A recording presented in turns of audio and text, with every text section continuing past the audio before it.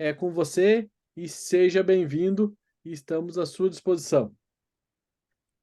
Obrigado, professor Jonas. Boa noite a todos. Uma alegria estarmos participando. Parabéns pela iniciativa do estudo da Palavra de Deus, principalmente aí do livro do Apocalipse. Creio que os dias em que estamos vivendo são dias bem contextualizados com a preocupação, a ansiedade de todos com respeito ao futuro, aquilo que a gente tem visto, lido, ouvido. E eu creio que é muito bom nós sabermos realmente que o Senhor já nos revelou para que estejamos preparados para aquilo que vai acontecer. Eu vou compartilhar com vocês uma tela que nos ajuda a dar uma sequência a respeito do estudo de hoje, que é referente às 7 igrejas.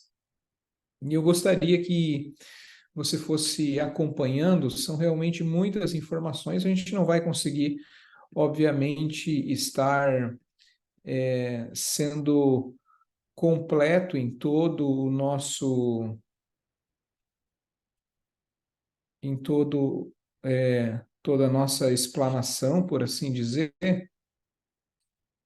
mas eu creio que você já vai conseguir compreender suficientemente aquilo que João nos revelou a respeito de cada uma das igrejas. Bom, em primeiro lugar, aí você está vendo a localização destas igrejas. É importante que você saiba que estas não eram as principais igrejas, né? Mas esse era um caminho imperial que era conhecido naquela época. João usou uma figura ilustrativa conhecida da época, que era um caminho que passava realmente por essas cidades. E exatamente nessa sequência: Éfeso, Esmirna, Pérgamo, Tiatira, Sardes, Filadélfia e Laodiceia, tá? É, apenas a título de curiosidade para ajudar você, se você não sabe o nome das 7 igrejas, eu diria para que você decorasse uma palavra que eu aprendi quando fiz meu primeiro estudo do livro do Apocalipse, que eu fiz com meu pai, inclusive, né? E a palavra, para que você possa decorar todas as igrejas, é Efespetisfio. Então, como que você decora o nome de todas as igrejas? Efespetisfio. Então, Éfeso, Esmirna, Pérgamo, Tiatira, Sardes, Filadélfia e Laodiceia. Bom, sobre as 7 igrejas. Primeiro, as 7 igrejas, elas representam as 7 fases da igreja cristã. Por que esta ilustração usando as 7 igrejas ela foi dada e qual a aplicação que tinha para aquela época? Em primeiro lugar, estava havendo uma vida e um vigor espiritual que estavam em declínio. É importante você saber o porquê o livro do Apocalipse foi escrito. Cristo havia dito que as coisas do final dos tempos não aconteceriam e que o próprio João estaria vivo. E toda a igreja cristã estava vendo João já chegando na sua velhice, no final da sua vida, e estavam pensando: peraí, vai acontecer, daqui a pouco vai morrer, a palavra de Cristo não vai se concretizar. E Deus revelou a João o que aconteceria afinal, até porque estavam interpretando de forma errônea as palavras de Cristo. Havia já mesmo ali, por volta do ano 100, um declínio espiritual da igreja apostólica recém-colocada. Era um período que já de grande atividade missionária, né? Era o começo da igreja cristã, por assim dizer, mas já haviam alguns movimentos, de certa feita, dissidentes, uma frieza, um sentimento de satisfação própria, um período em que a apostasia estava começando a crescer, então alguns se convertiam, mas não permaneciam na igreja cristã, até por causa da própria perseguição, se afastavam da igreja. E era um período de uma certa confusão e um desânimo. E Deus revelou o futuro da igreja cristã. através do livro do Apocalipse, usando linguagens muito conhecidas, ilustrações muito conhecidas por eles. A igreja, ela era defeituosa, ela necessitava de uma severa reprovação, de advertência, e João ele foi inspirado a escrever essas mensagens de advertência e também de reprovação, e apelar que, tendo em vista que eles estavam até mesmo perdendo os princípios fundamentais do evangelho, eles deveriam de firmar-se na verdade. E as palavras de repreensão que Deus estava dando a João, através do livro do Apocalipse, elas sempre foram ditas, e você vê isso em cada uma das igrejas, com um constante amor e uma constante preocupação de Deus para com o seu povo. É interessante quando nós vemos as igrejas, a gente percebe o cuidado de Deus pelo seu povo. E aqui vem falando Apocalipse capítulo 1, verso 3, bem-aventurados aqueles que leem, aqueles que ouvem as palavras da profecia, aqueles que guardam as coisas que nela estão escritas, pois o tempo está próximo. Deus preocupava-se com o seu povo. Deus estava sempre preocupado com a angústia do seu povo naquela época. O último dos apóstolos estava chegando no final da sua vida, e afinal, o que aconteceria neste momento e nessa hora? Deus, preocupado com isso, mandou a revelação a respeito do que aconteceria afinal com a igreja cristã, aquela igreja que estava num momento de início dela. E João, lá na ilha de Patmos, uma ilha em que ele estava aprisionado, ele recebe essa revelação. Afinal, a igreja cristã finalizaria com a morte de João ou ela continuaria? Quais seriam os próximos passos que a igreja cristã daria agora na era pós-apostólica? E vem uma ordem divina, que está lá em Apocalipse capítulo 1, versos 10 e 11, onde relata que João, achei-me em espírito no dia do Senhor, sábado, e ouvi por detrás de mim uma grande voz como trombeta dizendo: o que vês escreve em um livro e manda às 7 igrejas, Éfeso, Esmirna, Pérgamo, Tiatira, Sardes, Filadélfia e Laodiceia.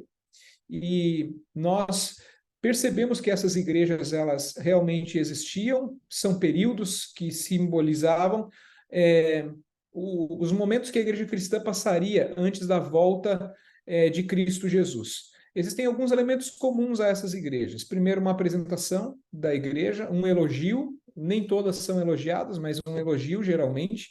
Uma reprovação, todas recebem um certo tipo de reprovação ou conselho até mesmo, e todas têm uma promessa. Você pode ver aí num quadro que eu preparei alguns elementos que são comuns a estas igrejas. Então, o significado, o nome de cada uma, o período de cada uma delas, o significado do nome de cada uma delas, as devidas colocações a cada uma delas, as repreensões, as admoestações e também as promessas feitas a cada uma delas. Depois eu posso passar esse material aí para vocês sem problema nenhum. Então, você percebe muito bem que existem elementos comuns a cada uma dessas igrejas, e a primeira delas é Éfeso. A igreja de Éfeso, é importante que a gente saiba que era um período ainda do primeiro amor, período em que a igreja estava iniciando. Esse período ele contempla a igreja que recebeu essa carta, por assim dizer, né? É o período de 31 até o período de 100 depois de Cristo, representa o momento em que os apóstolos eles estavam nesta igreja, faziam parte dessa igreja. Termina no momento em que o próprio apóstolo João ele acaba morrendo.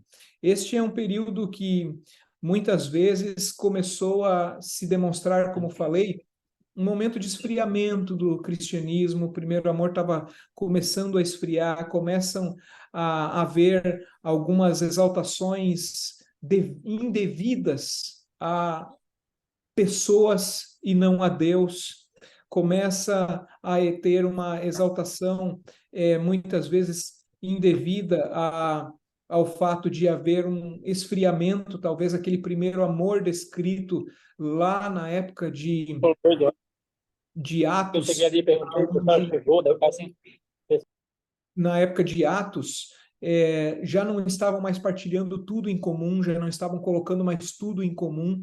E aqui é um momento de advertência a esta igreja, que é a igreja de Éfeso. E a gente percebe muito claramente, Éfeso era uma cidade que possuía um porto excelente, uma cidade que tinha um bom, por assim dizer, modo de vida, era uma cidade bastante rica, uma igreja que ainda tinha uma pureza apostólica, ainda não havia sido contaminada por todas as doutrinas falsas que posteriormente já estariam entrando a partir do período de Esmirna, mas os membros da igreja, eles ainda cumpriam a missão. Era uma igreja que ainda tinha um senso de cumprimento da missão muito grande. É por isso que ela recebe alguns elogios, né? Toda a igreja de Éfeso, ela era uma igreja em que a gente poderia, aqui citando Atos dos Apóstolos, era uma igreja que tinha um senso missionário grande, mas que o zelo dos membros e do cuidado e do amor uns pelos outros já começava a cair. Então, essa piedade que fez parte da igreja cristã no início da igreja apostólica, ela já estava começando a minguar, por assim dizer. E foi exatamente nesse momento crítico que essa igreja recebe a carta escrita por João. É interessante que já na segunda igreja, que é a igreja de Esmirna, e é interessante que Esmirna, de todas as cidades já colocadas, é a única que hoje a gente pode dizer que é a mais desenvolvida delas. Esmirna hoje, e o período de Esmirna vai de 100 até 313, Esmirna hoje é uma cidade turca de cerca de 4 milhões de habitantes. Então, uma cidade que ainda hoje é uma cidade muito próspera. Todas as outras demais cidades, algumas nem existem mais, e Esmirna é a que, digamos assim, mais se desenvolveu até o período de hoje, por assim dizer. Até por causa da localização dela, Esmirna é uma cidade que está à beira de uma linda baía, né? Tem um bonito porto lá em Esmirna, é uma cidade que sempre foi conhecida pela sua riqueza. Essa cidade, ela representa, essa igreja, ela representa o período da morte de João até a assinatura do Edito de Tolerância de Milão, que foi o momento em que Constantino ele começa a fazer concessões unindo igreja e Estado. A cidade de Esmirna, ela é muito antiga, ela inclusive é uma cidade que ela foi fundada há cerca de 1000 anos antes de Cristo. Ela passou por muitas situações bastante complexas, ela já foi atingida por terremotos no passado, é uma região onde isso acontece. E quando o autor ele se dirige à igreja de Esmirna, se dirige porque foi um momento de muita perseguição que a igreja sofreu. Até o momento em que Constantino proclama essa frase, que basicamente diz que não era possível. Se a gente fosse resumir, por assim dizer, a gente poderia dizer que Constantino ele colocou em prática aquela máxima, né? Se você não pode vencê-los, une-se a eles. E o período de Esmirna, de 100 a 313, foi um período de muita perseguição. Foi um momento em que Roma começou a considerar seu dever perseguir os cristãos. Era uma época em que cristãos eram queimados nos teatros, nos anfiteatros, despedaçados por feras, eram queimados, mortos à espada, tirados em caldeirões de óleo fervendo, como foi o próprio caso de João, e é um momento em que muitos e muitos deram a sua vida por causa de sua fé. Muitos mártires, eles acabaram demonstrando a força de sua fé no período que compreende a igreja de Esmirna. E é interessante que as advertências que são feitas a esta igreja, como sendo um período de prova e muita aflição, são colocadas no espírito de profecia da seguinte maneira: Deus permite que a aflição ela sobrevenha unicamente à igreja para a sua purificação para seu bem presente e eterno. A perseguição purifica a sua igreja, assim como purificou o templo no princípio e no fim de seu ministério na terra. Tudo o que ele traz sobre a igreja em forma de provações e aflições, falo-á que seu povo adquira mais profunda piedade e mais força para levar a todas as partes do mundo as vitórias da cruz. Neste momento, nós percebemos que o sangue dos mártires era a semente para a igreja.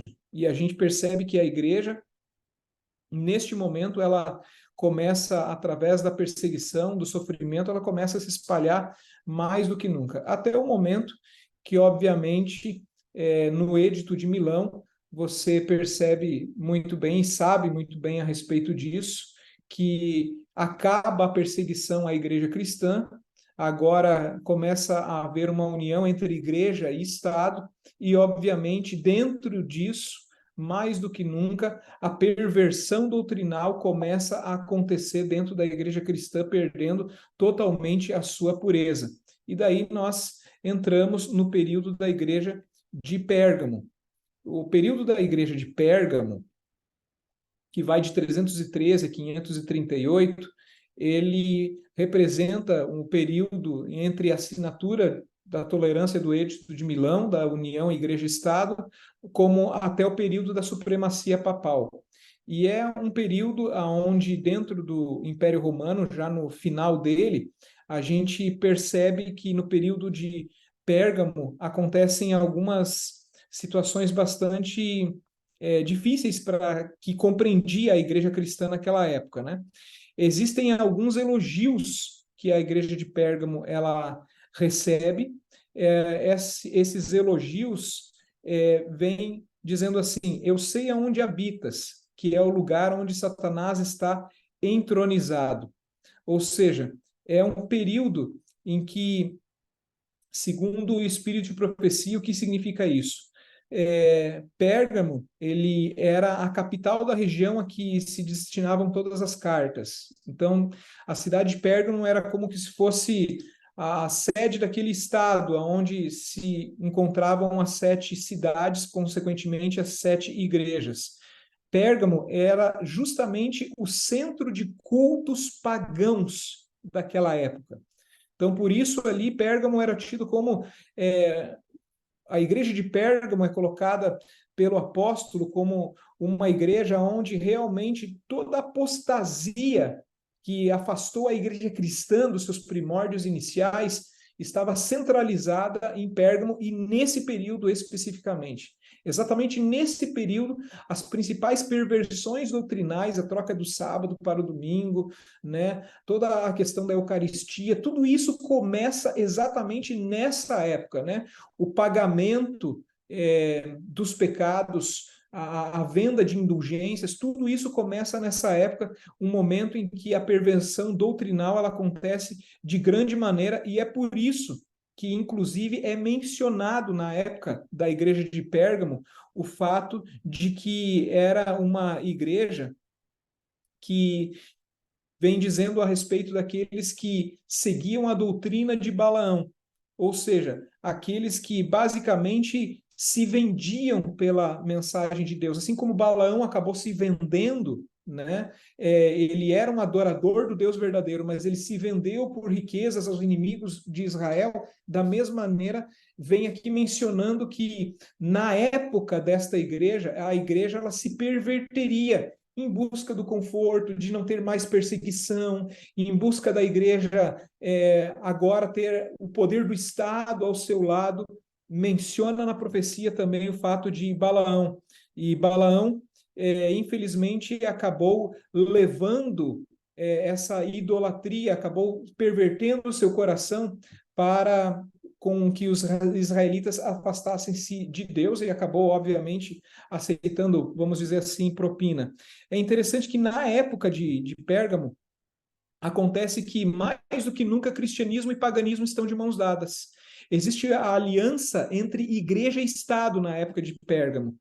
Infelizmente, nessa época, começa a haver no clero da igreja uma deformidade moral, como também até uma libertinagem na forma de administrar a igreja.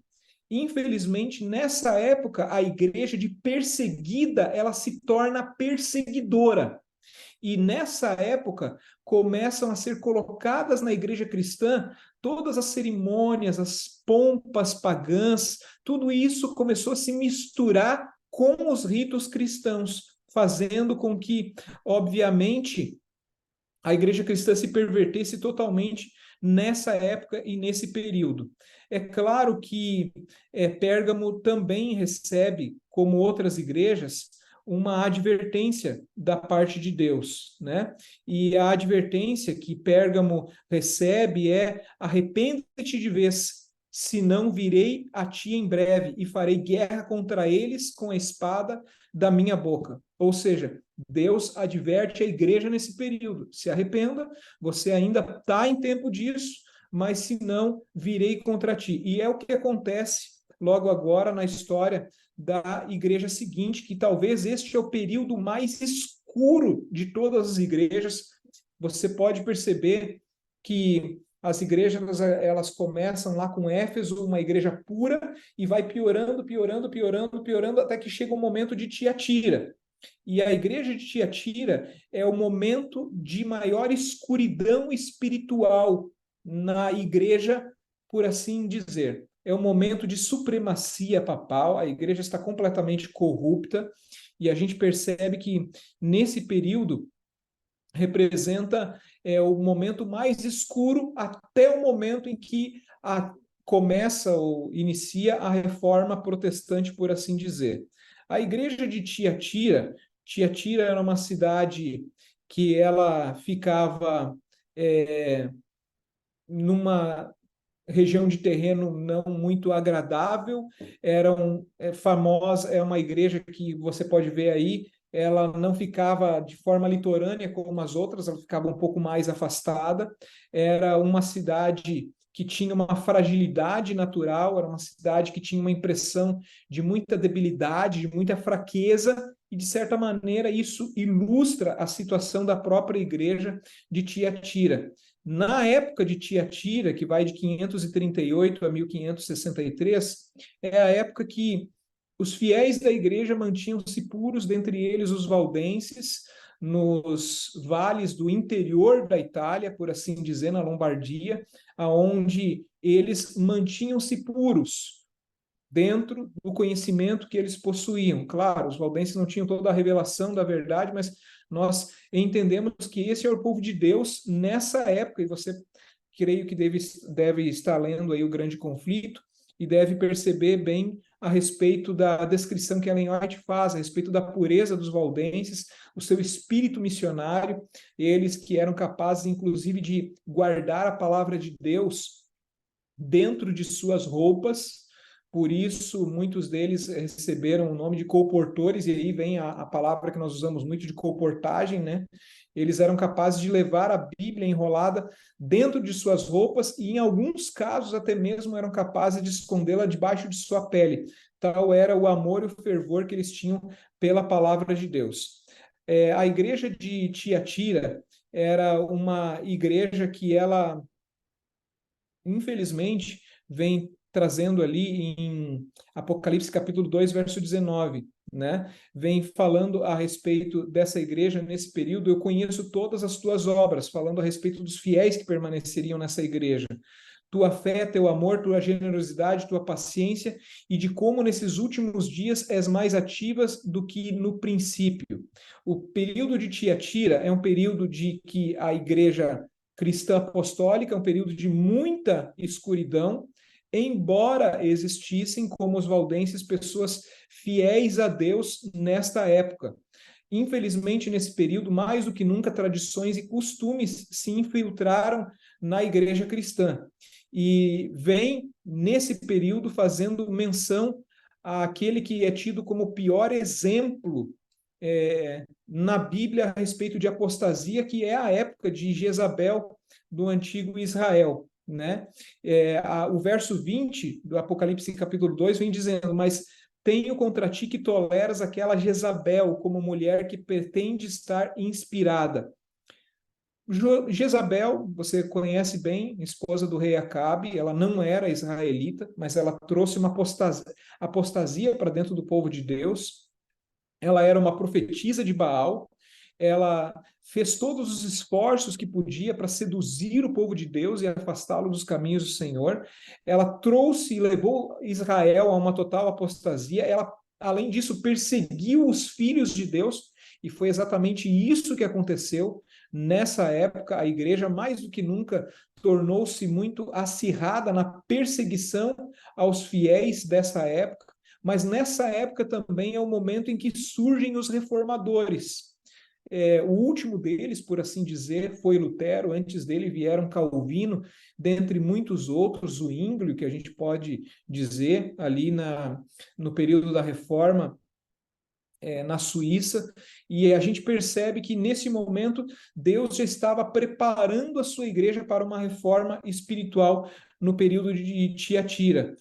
Infelizmente, nesse período, quando nós vamos ver como que estava a igreja cristã apostólica, nós percebemos que era um momento de uma escuridão espiritual tremenda, mas mesmo assim Deus faz um convite a esta igreja. E a gente percebe de forma bem clara que o convite para essa igreja é um convite para que essa igreja pudesse ouvir a voz de Deus. Tem uma promessa, e dentre essas promessas, Deus começa a levantar uma esperança para o seu povo de que, apesar da igreja estar apostatada, haveria um momento em que a igreja ela receberia uma nova luz, que obviamente veio com a reforma. Exatamente nessa época a gente percebe que os reformadores, eles se colocam como as estrelas da manhã, como os mensageiros que Deus enviaria para o seu povo. E a gente percebe de uma forma muito clara que, dentre muitos reformadores, mais importante deles, claro, Lutero, mas a gente pode citar outros como Wycliffe lá na Inglaterra, dentre outros, eles foram os fiéis porta-vozes, ou assim dizer, aqueles que portaram luzes de Deus para um período de tão grandes trevas espirituais que viveu a igreja no período de Tiatira. Por assim dizer, chegando na igreja de Sardes, o período de 1563 a 1792. Esse é um período já pós-reforma, onde a reforma se estabelece mais do que nunca. A igreja de Sardes, você pode ver que é o momento em que a reforma protestante vai até 1798, que acaba a supremacia papal. Aqui começa a haver luz novamente, depois de Tiatira, que é o período mais escuro, começa a haver agora, segundo a profecia bíblica, o momento em que a igreja volta a estar buscando novamente a pureza através da reforma, que não acontece de forma completa, é claro, mas que principalmente retorna a pureza da igreja a vários outros princípios que haviam sido abandonados, como a justificação pela fé, não pelas obras, e assim por diante.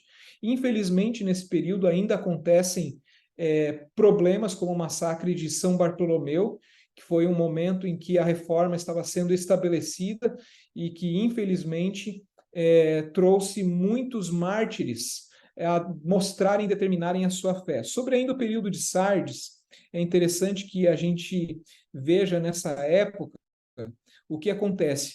Ela é uma igreja em que a única coisa que se esperaria dela é que a igreja mantivesse-se viva e ela fosse renovando, tivesse vitalidade.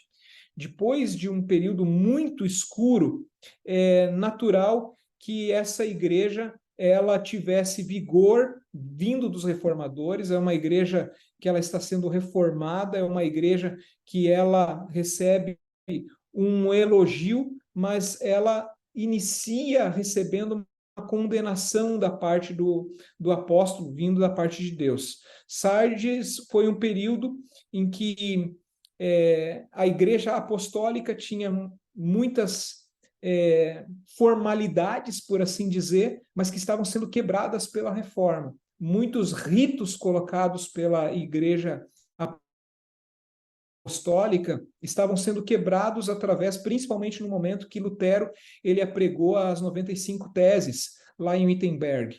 E isso cai por terra muitos dos credos que até então eram tidos como doutrinas quase que infalíveis a serem seguidas pelas igrejas. Nós percebemos de uma forma bem clara que no momento de Sardes a gente percebe que começa a haver um renovado fervor religioso. E é interessante que, quando a gente vê as analogias que Deus faz a essa igreja, é muito parecida a forma como no Apocalipse se é referido tanto à igreja de Sardes quanto à igreja de Éfeso, porque é um momento quase que de um recomeço. Éfeso é o começo da igreja, Sardes é um recomeço da igreja. E é interessante que houve uma degeneração em ambas as igrejas, mas o ponto-chave da igreja de Éfeso é que foram dadas instruções para que ela não caísse em muitos enganos. Então, era necessário que a reforma ela trouxesse um novo fôlego para a igreja, mas ela não poderia deixar de maneira alguma de cair em alguns enganos que ainda viriam fruto do período muito escuro anterior de supremacia papal. É interessante que aqui nos Testemunhos, volume 8, vem falando: as mensagens para a igreja de Sardes foram frequentemente repetidas para mim por aquele que dá instrução para o seu povo. A menos que estejamos constantemente em guarda, cairemos presa fácil de inúmeros enganos. Leiamos e estudamos as porções da palavra de Deus que fazem referência especial a estes últimos dias e que apresentam e apontam os perigos que ameaçarão o povo de Deus no final dos tempos. Os Testemunhos, volume 8, está lá na página de número 98. É importante também, nessa época, naquilo que representa a igreja de Sardes, nós entendermos que realmente apenas nesse período é um período em que geralmente a igreja acabou passando por um momento de uma, por assim dizer, reavaliação espiritual. A supremacia papal ainda existia, a perseguição papal ainda era muito feroz, mas foi um momento em que Deus avisa o seu povo a respeito daquilo que haveria de acontecer. Até no próprio slide que eu passei no início ali, onde fala as recomendações, a gente percebe um Deus que está preocupado com a sua igreja. E é o momento em que Deus avisa a sua igreja a respeito daquilo que haveria de acontecer realmente no pós-reforma, quando cai a supremacia papal e nós entramos na penúltima igreja, que é a Filadélfia. O significado de Filadélfia é amor fraternal, né? Vem aí de Filéu, nós conhecemos muito bem, aonde no período de Filadélfia, que é de 1792 até 1844, nós percebemos que este é um período aonde até o grande desapontamento é um período em que muitos reavivamentos espirituais aconteceram nessa época.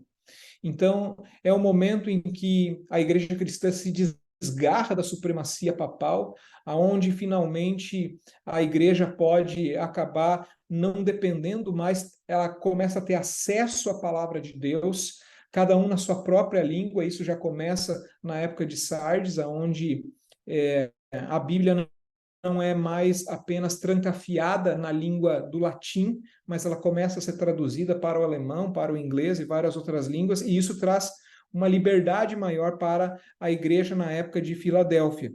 E a gente percebe que esse é um período de reavivamento. Claro que nós conhecemos basicamente o reavivamento que veio ali com Guilherme Miller, mas nós percebemos alguns outros reavivamentos também que aconteceram nessa época. Conhecemos em especial de Guilherme Miller na América, mas é um momento que acontece em outros reavivamentos espirituais, principalmente na Europa.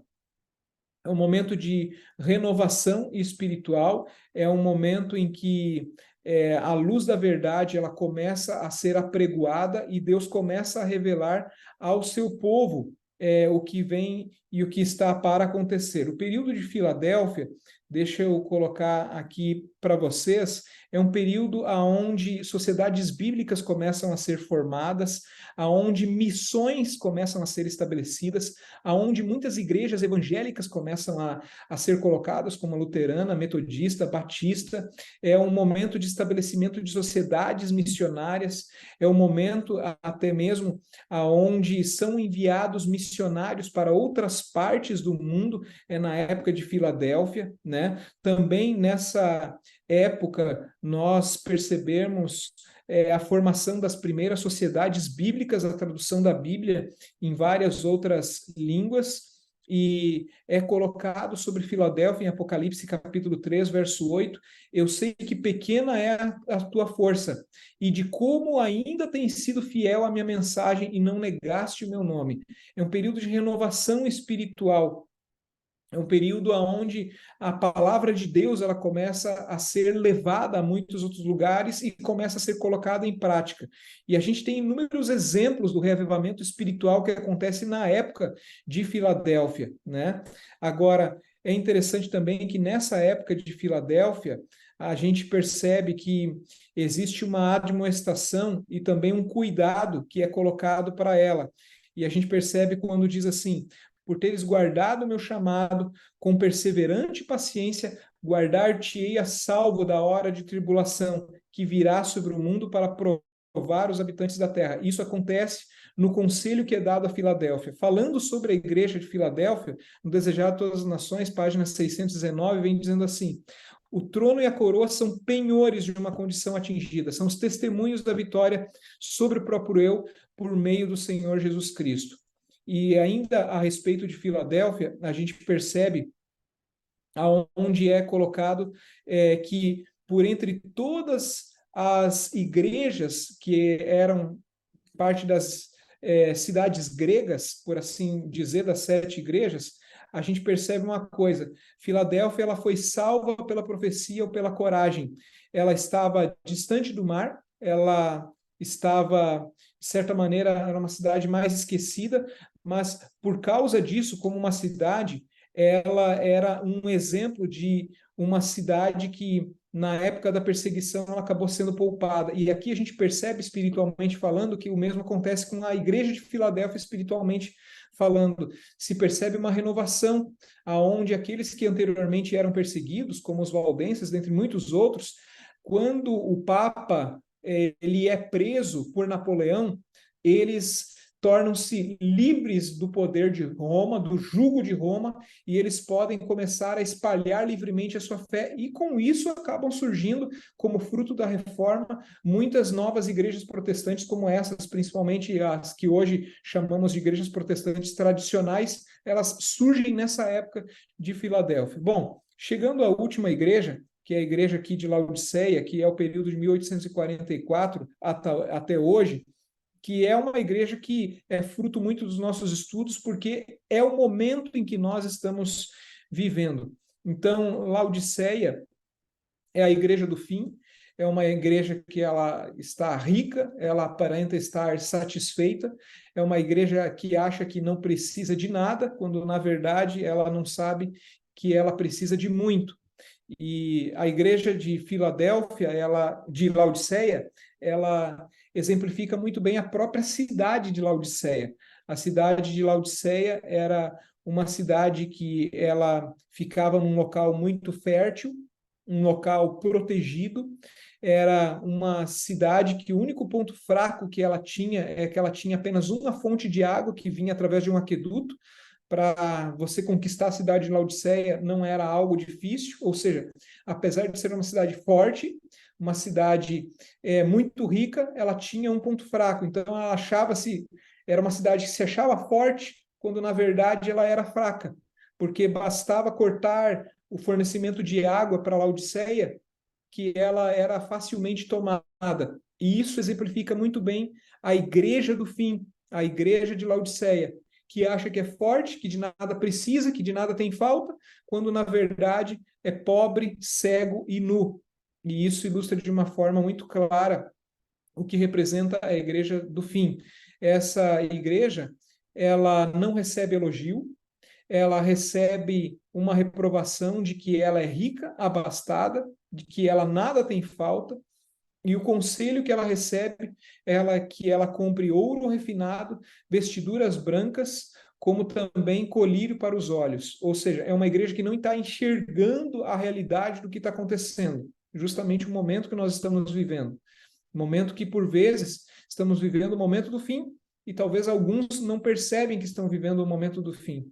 É uma igreja que precisa receber vestiduras brancas, ou seja, ela precisa de pureza, ela precisa de passar por o ouro refinado. Como que o ouro precisa e pode ser refinado? Vem através, obviamente, da própria chama, da própria purificação. É uma igreja que ela talvez até precise para ser pura, entregue ao noivo Cristo Jesus, precise passar por uma purificação para que se torne refinada, para que ela precise passar pelo momento de dificuldade para que se torne fiel, assim como as outras igrejas. A igreja de Laodiceia, a gente percebe que ela, como na época dos apóstolos, provavelmente ela foi fundada por Paulo, e Paulo, nós não temos uma carta a Laodiceia, nós temos carta a uma cidade que ela era vizinha, que era Colossos, portanto temos a carta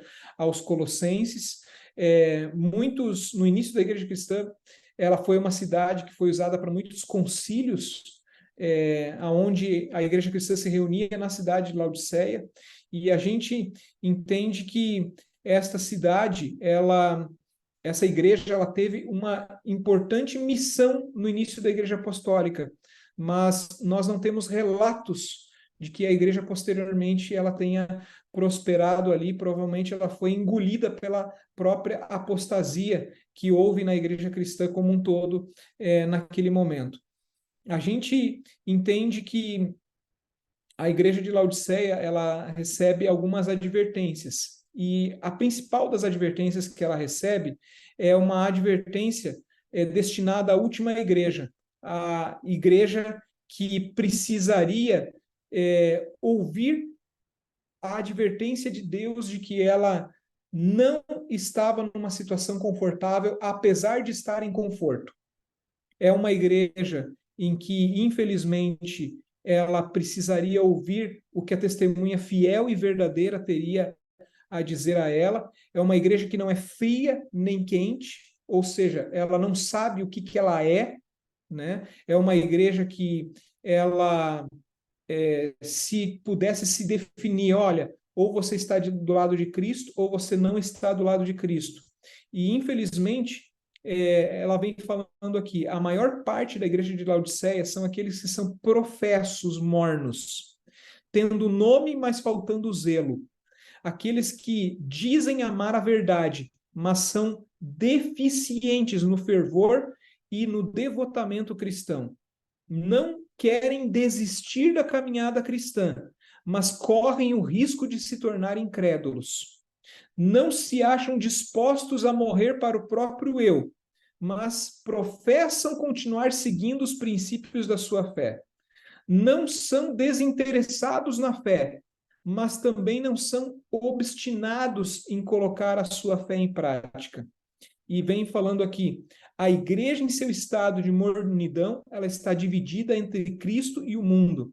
Ela é religiosa demais para separar-se inteiramente do nome de Jesus e mundana demais para tomar uma posição firme e unida.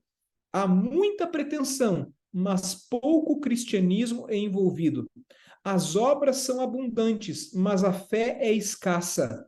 As profissões abundam, mas a espiritualidade por vezes declina. Prazeres mundanos e vidas levianas fazem parte desta igreja. Infelizmente, muitas vezes é uma igreja que é colocada como uma igreja que segue costumes e não práticas sinceras para com o Senhor.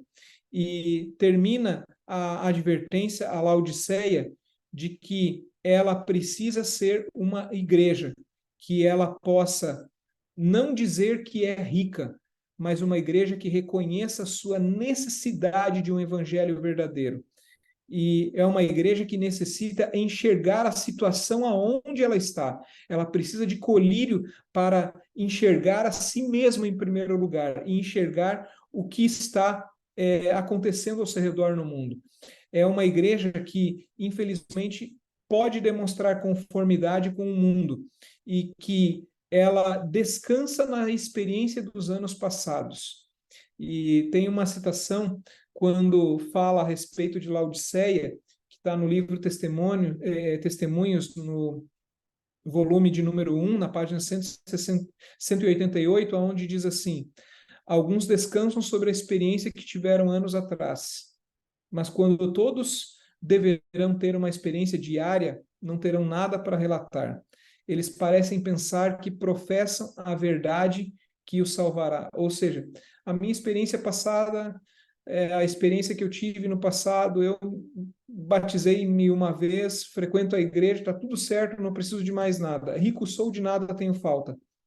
Isso ilustra bem a realidade da igreja de Laodiceia. Os perigos do orgulho e da autossuficiência dela, aonde diz assim, Parábolas de Jesus 154, nada é tão ofensivo a Deus, nem tão perigoso para a alma humana como o orgulho e a presunção. De todos os pecados, é o que menos esperança incute e o mais irremediável. Orgulho e presunção são características da igreja de Laodiceia. Ela não enxerga a sua verdadeira condição. E os conselhos de Deus para a igreja de Laodiceia são os seguintes, Apocalipse 3,18. Meu conselho para ti é que compres de mim o que necessita, ouro provado no fogo, para que te enriqueças. Você pensa que é rica? Você não é. Você precisa comprar ouro. Vestes brancas, para que te vista, porque você pensa que está bem vestida quando na verdade está nua. E cubras a vergonha da tua nudez. E também colírio para os teus olhos, para restaurares a visão. Os laodiceanos, fala em Ellen White, vangloriam-se de um profundo conhecimento da verdade bíblica, uma profunda visão das Escrituras. Mas eles não são totalmente cegos, por isso que precisam de colírio, a cura para a sua falta de visão. Eles necessitam de um colírio para lhes restaurar a visão e capacitá-los para discernir os verdadeiros atributos de Cristo. O colírio é a palavra de Deus, que faz doer a consciência ao ser aplicada, pois convence do pecado. Mas essa dor, ela é necessária para que a cura possa vir em seguida. O colírio é a sabedoria e graça que nos habilitam a distinguir o mal do bem e para perceber o pecado sobre qualquer disfarce. Bom, terminando sobre a igreja de Laodiceia, nós vemos que ela recebe uma advertência, e essa advertência, na verdade, é para nós hoje. E eu gostaria de terminar lendo a seguinte citação, que muito me chamou a atenção, aonde fala aqui o seguinte: vi que muitos têm tanto lixo acumulado na porta do coração que não a podem abrir. Alguns têm desinteligências a remover entre eles e os irmãos. Outros têm mau gênio. Outros, ambição egoísta para afastar antes de poderem abrir a porta. Outros rolaram o mundo para a porta do coração. E isso também a impede de ser aberta. Todo esse entulho deve ser removido. Então poderão abrir a porta e dar as boas-vindas ao Salvador. Testemunhos, volume 1, página de número 42. Faço uma pergunta a nós que fazemos parte da igreja de Laodiceia. O que precisa ser afastado e renovado em nossa vida para que tenhamos uma real experiência com Cristo Jesus? Hoje nós temos muito conhecimento, nós temos recursos, nós temos conforto, mas talvez em algum momento isso nos será tirado para que nossa fé seja provada e nossa vida purificada. Talvez achamos que enxergamos muito, mas somos capazes de enxergar o que está acontecendo no mundo ao nosso redor. Nós percebemos de forma muito clara que Deus guiou a sua igreja durante toda essa época. Mesmo que a igreja cristã apostólica ela tenha se afastado, sempre o povo de Deus, ele manteve-se fiel à sua palavra, ao contrário da maioria. Até mesmo no momento em que a igreja começou lá com Éfeso, a igreja não era a maioria, né? E infelizmente, o momento em que ela melhor esteve foi o momento em que mais perseguida ela teve. Talvez alguns momentos de perseguição são momentos para provarem e para purificarem a nossa fé. Que o Senhor nos ajude a continuarmos preparados e preparando a vinda dele a esta terra. Que possamos realmente de todo o coração entender que aquilo que foi revelado lá às 7 igrejas possa realmente ser vivido e aplicado por cada um de nós. Nós percebemos hoje um apelo de Deus de forma muito clara a cada um de nós. Eis que estou à porta e bato, e Ele está à porta do nosso coração. Agora, levando em conta a última citação que nós fizemos, o que está impedindo-nos de abrir a porta de nosso coração para que Cristo possa entrar? Será que existem alguns entulhos? Existe algum tipo de costume que está impedindo, algum lixo, alguma tralha que está impedindo-nos de abrir a porta para que ele possa entrar e adentrar em nossa vida? Então, que o Senhor nos ajude a aprendermos com a experiência passada, das igrejas que passaram, da época que passou, para que a gente esteja preparado para aquilo que vai acontecer e que acontecerá de forma muito rápida e muito em breve. Aqueles que conhecem a respeito de geopolítica do mundo que nós estamos vivendo sabem muito bem daquilo que nós estamos vivendo hoje, que nós estamos hoje passando por um momento em que o mundo está se dividindo de forma clara, uma contestação como nunca houve à Organização das Nações Unidas, a ONU. O mundo está carente de líderes, não existe ninguém que hoje é um líder incontestável. Os conflitos acontecendo basicamente por causa de religião. Está tudo se desenhando de uma forma muito clara. E nós, como Laodiceia, vamos continuar tranquilos, achando que ainda vai demorar muito tempo para Cristo Jesus voltar, achando que não precisamos buscar mais a presença de Deus, achando que nós não precisamos abrir os olhos para ver o que está acontecendo, achando que já temos tudo, que de nada precisamos, que tudo está bem. Amados, esse é um apelo que cada um de nós precisa aceitar de forma particular. O que hoje está impedindo que Cristo entre realmente em nossa vida? Será que, ao conhecer a realidade da igreja de Laodiceia, a qual fazemos parte, o que temos e estamos dispostos a mudar? O que realmente precisamos colocar em prática? Que tipo de impedimento hoje nos faz não abrir a porta para aquele que está batendo? Que o Senhor nos ajude, que Ele nos abençoe e que Ele te use como um instrumento para que você possa levar essa verdade a outras pessoas. É por isso que nós estamos aqui.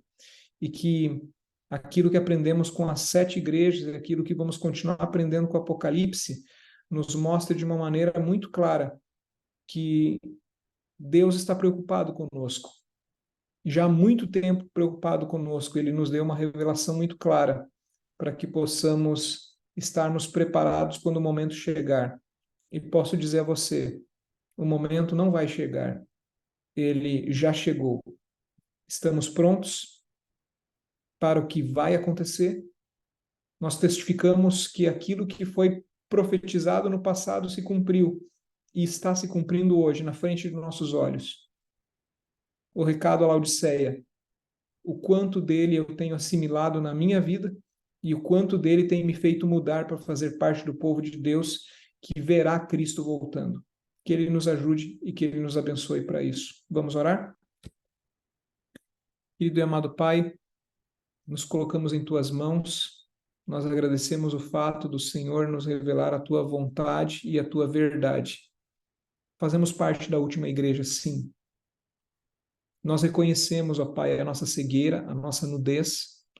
Reconhecemos que por vezes nos achamos abastados quando na verdade somos miseráveis. Reconhecemos que por vezes estamos enganados, talvez com respeito à nossa própria condição espiritual, achando que não precisamos te buscar tanto quanto nós realmente precisamos te buscar. Ó Pai, que possamos realmente sermos refinados.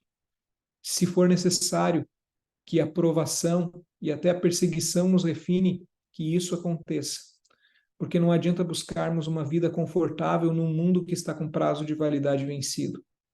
Ó Pai, se existe algo que nos impede de abrir a porta do coração para que o Senhor entre de forma definitiva em nossa vida, nos ajude a tirar o entulho que impede que a porta de nosso coração seja aberta. Se é algum costume, se é algum pecado, se é alguma prática, se é algum pensamento, ó Pai, nos ajude a liberar a porta para que o Senhor possa entrar e fazer morada em nossa vida e nosso coração. Pedimos a tua bênção, a bênção da tua presença em nossa vida, nosso lar durante essa noite e no serviço que prestamos a ti. Isso fazemos e oramos em nome de Cristo Jesus. Amém, Senhor. Obrigado, Pastor Paulo. Foi um ótimo estudo. Nós já estamos hoje com o horário um pouquinho avançado. A Aline colocou uma pergunta ali no chat. Não sei se o Pastor Paulo consegue olhar ali e responder para nós nessa noite. Pastor, o senhor consegue ali? Eu vou dar uma lida, se o senhor puder ver. A Sim, Aline eu escreve estou o vendo agora seguinte: aqui. Boa noite. A interpretação das 7 igrejas como 7 épocas só é possível de ser feita nos dias de hoje, olhando para o passado. Como os primeiros discípulos entendiam o Apocalipse? Certamente não era essa interpretação. Pode estar ligada à passagem de centenas de milhares de anos? Na verdade, assim, ó, os primeiros discípulos, lembrando que o único dos discípulos, dos que estiveram com Jesus, que conheceu o Apocalipse foi o próprio que escreveu, né? Todos os demais, eles já estavam, obviamente, mortos. A interpretação do livro do Apocalipse, nós podemos dizer de forma bem clara, com o passar dos anos, a interpretação correta, aquela que nós temos, obviamente, hoje, veio apenas a partir da época de Filadélfia. Até nessa época, era um livro que, por assim dizer, e depois nós vamos realmente ver mais para frente no livro de Apocalipse, até existe um outro significado no período do Apocalipse que ilustra também o período das 7 igrejas, que é o período dos selos, né? Então, é uma outra forma, uma outra ilustração que o livro usa, vem começando pelas igrejas, depois vem falando através dos selos para mostrar o que aconteceria dali para frente, né? Para revelar mais luz e mais detalhes. Obviamente, não era exatamente para aquela época, né? Hoje, olhando para o passado, fica fácil da gente olhar para trás e vendo a profecia se cumprindo. No momento, eles estavam olhando dali para frente o que viria a acontecer. Então, a interpretação que nós temos, obviamente, hoje, ela é mais clara. Aquilo que não era para aquela época, não era revelado por Deus esse conhecimento. Eu não tenho agora, por exemplo, a informação de dizer assim, por exemplo, aqueles que viviam na época de Esmirna já tinham acesso ao livro do Apocalipse recém-escrito. Como que eles interpretavam na época de Esmirna, que era o período ali de 100 a 313? Como que eles interpretavam o livro do Apocalipse? Bom, nessa época o livro do Apocalipse ele nem era tão disseminado ainda, ele tinha acabado de ser escrito, poucos exemplares dele eram conhecidos, né? Na época seguinte, até mesmo até Sardes, não existia todo o conhecimento que se tinha, o cânon bíblico estava começando a ser formado nessa época. Então, a própria interpretação que eles tinham do livro nessa época era uma interpretação, entenda, até a época da Reforma, pouquíssimos exemplares bíblicos eram distribuídos e colocados. Os valdenses tinham alguns fragmentos e algumas porções da Bíblia, e não existia o conhecimento amplo que nós temos hoje a esse respeito. Então, eu não tenho informação, não vi até hoje um estudo, por exemplo, como que a Bíblia ela era interpretada no período de Tiatira, que é um período de muita perseguição que a igreja teve, o período mais escuro e sombrio da supremacia papal. Né? Como que a Bíblia era interpretada, o Apocalipse era interpretado nessa época. Eu não tenho essa informação, como que eles olhavam o livro do Apocalipse, que tipo de aplicação para a vida espiritual que eles tinham. O que eu imagino que nessa época, até pelo fato de você possuir uma Bíblia quase ser um crime, só a igreja apostólica poderia ter a Bíblia, e ela era ainda muito controlada em todo esse aspecto. Isso fazia com que a própria palavra de Deus ela não tivesse muitas opções de interpretação. Apenas alguns poucos clérigos tinham o acesso àquilo que hoje nós vemos de uma forma clara. Eu me arrisco a dizer que Deus guardou o livro até que a interpretação dos acontecimentos pudesse ser clarificada e colocada. Não é por isso que É até por isso que o livro acabou sendo selado, assim como a própria profecia de Daniel, por exemplo, de Daniel 8,14, ela só foi interpretada corretamente apenas no período de aplicação da mesma. E o mesmo acontece com o Apocalipse. Obrigado, Pastor Paulo. Obrigado, pessoal, por sua presença. Não esqueça, entre lá no grupo do WhatsApp, tá ali no chat. Se você tiver alguma dúvida, tiver alguma coisa, você coloca lá, nós vamos estar respondendo para você.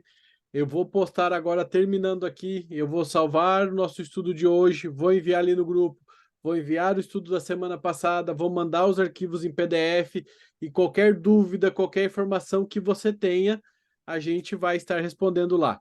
Foi uma alegria estar com você aqui. Não esqueça, terça que vem, 20 horas, nós teremos o nosso terceiro estudo. Nós vamos estar espalhando nos grupos a informação. Envie para o seu amigo, envie para o seu colega de trabalho, para o seu familiar, para que juntos possamos nos aprofundar no estudo bíblico, aprender mais do plano de Deus para a nossa vida e nos preparar para ir morar com Ele nas mansões celestiais. Pastor Paulo, mais uma vez, muito obrigado. Amigos, obrigado por estar com vocês aqui nessa noite. Foi um estudo esclarecedor, e o livro de Apocalipse ele é com muitas figuras, muitas linguagens, e a gente vai aprendendo e conhecendo mais profundo o livro de Apocalipse. Uma boa noite para você, um bom descanso e até terça-feira que vem, às 20 horas. Um grande abraço, até mais!